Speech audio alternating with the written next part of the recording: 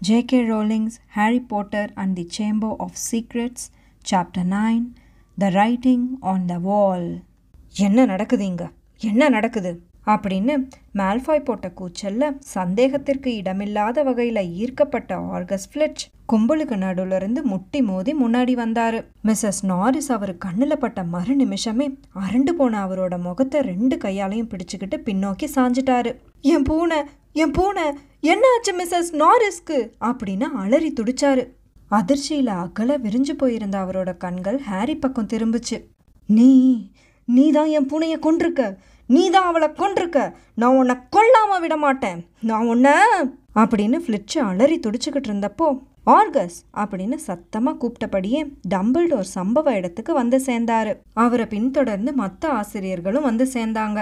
அடுத்த வினாடியே Harry, Ron and ஹெர்மாயினியை வேகமாக கடந்து போய் தீப்பந்த தாங்கியிலிருந்து தொங்கிக்கிட்டு இருந்த மிஸ்ஸஸ் நாரிஸை கழட்டி தூக்கினாரு. என் கூட வா ஆர்கஸ் அப்படின்னு ஃபிளிட்சுக்கிட்ட சொல்லிட்டு, நீங்களும் தான் mister Potter, mister Weasley, miss Granger. Lockhart ரொம்ப ஆர்வமாக முன் வந்து, என்னோட அலுவலக அறை பக்கத்தில் தான் இருக்குது ஹெட் மாஸ்டர், மேல்தளம் தான், தயங்காமல் வாங்க, எனக்கு எந்த பிரச்சனையும் இல்லை. தேங்க்யூ கில்டராய் அப்படின்னாரு டம்பிள்டோர். பயங்கர அமைதியாக நின்றுக்கிட்டு இருந்த மொத்த கும்பலும் 2ஆ விலகி அவங்களுக்கு வழிவிட்டது. லாக்ஹார்ட் ரொம்ப மும்மரமாக அதே சமயம் ரொம்ப உற்சாகமாக டம்பிள்டோரை பின்தொடர்ந்தாரு. அவர் கூடவே ப்ரொஃபஸர் மெகோனகலும் ஸ்னேப்பும் கிளம்புனாங்க. லாக்ஹார்ட்டோட இருண்ட அலுவலகத்துக்குள்ள நுழைஞ்சப்போ சுவரில் ஏதோ படபடப்பான நகர்வுகள். சுவர் முழுக்க மாட்டப்பட்டிருந்த லாக்ஹார்ட்டோட ஏகப்பட்ட உருவப்படங்கள் தலைமுடியை சுருட்டி வைக்கிற ஹேர் ரோலர்ஸோட அவசரமாக கண் பார்வையில் படாமல் போய் பதுங்கிக்கிட்டாங்க. உண்மையான லாக்ஹார்ட் அவரோட மேஜை மேலே மெழுகுவர்த்தியை ஏற்றி வச்சுட்டு விலகி நின்னாரு.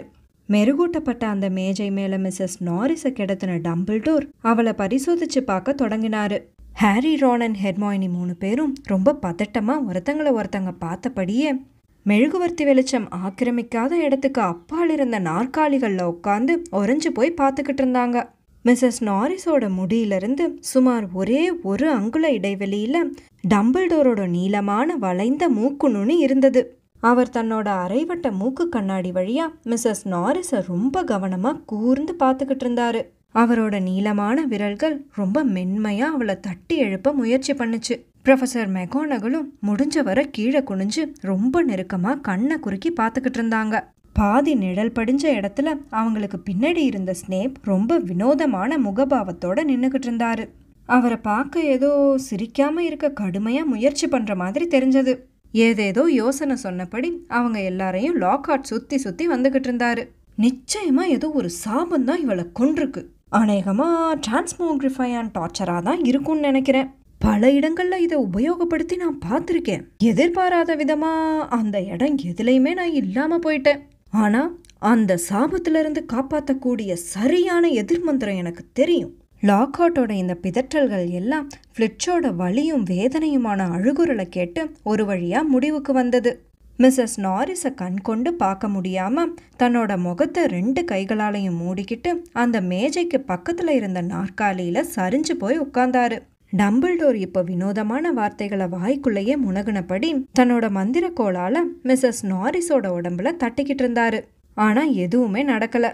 ஏதோ இப்போதான் பஞ்சு கொண்டு அடைச்சி வச்ச பொம்மை மாதிரி வெறப்பாவே படுத்திருந்தது. இதே மாதிரியான ஒரு சம்பவம் வாகடூகூல நடந்தது எனக்கு ஞாபகம் வருது. தொடர் தாக்குதல்கள் மொத்த கதையும் என்னோட சுயசரிதையில் இருக்கு. அப்புறம் அந்த ஊர் மக்களுக்கு பல்வேறு வகையான மந்திரிக்கப்பட்ட தாயத்துகள்லாம் என்னால் வழங்க முடிஞ்சதால அந்த பிரச்சனை உடனடியாக முடிவுக்கு வந்தது. சுவரில் மாட்டப்பட்டிருந்த லாக்ஹார்ட்டோட அத்தனை உருவப்படங்களும் ஒரு சேர தலையசைச்சு அவர் பேச்சுக்கு ஆமாம் போட்டது.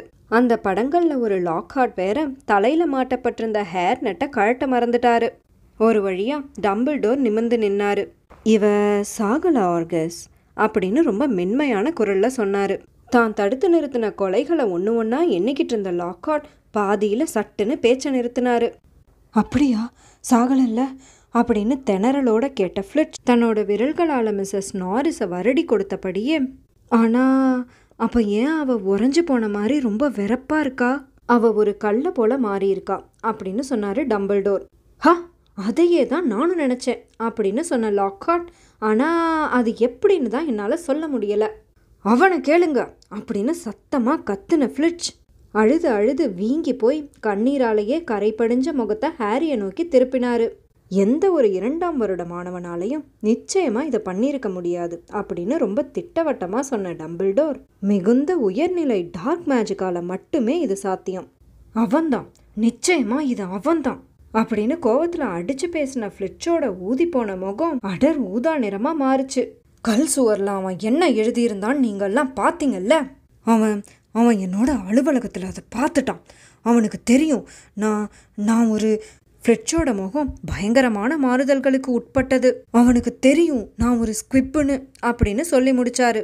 சுவர்ல மாட்டியிருந்த லாக்ஹார்ட்டோட அத்தனை உருவப்படங்கள் உட்பட அங்க இருந்த எல்லாரும் தன்னையே பார்க்கறாங்கன்னு சங்கடமா உணர்ந்த ஹாரி ரொம்ப சத்தமா, நான் மிஸ்ஸஸ் நாரிஸை தொட்டதே இல்லை, அப்புறம் எனக்கு ஸ்குவிப்புனா என்னன்னு கூட தெரியாது, போதும் நிறுத்து அப்படின்னு ஃப்ளிட்சு உருமிட்டு, அவன் என் குவிக் ஸ்பெல் லெட்டரை பார்த்துட்டான், நான் என்ன சொல்ல வரேன்னா ஹெட் மாஸ்டர் அப்படின்னு நிழலோட நிழலா நின்றுக்கிட்டு இருந்த ஸ்னேப் பேச ஆரம்பிச்சப்போ ஹாரியோட முன்னெச்சரிக்கை உணர்வெல்லாம் அதிகரிச்சு ஸ்னேப் என்ன சொல்ல வர்றதா இருந்தாலும் நிச்சயமா அது எந்த வகையிலையும் அவனுக்கு நல்லதுக்கு இல்லைன்னு மட்டும் உறுதியா தெரிஞ்சது.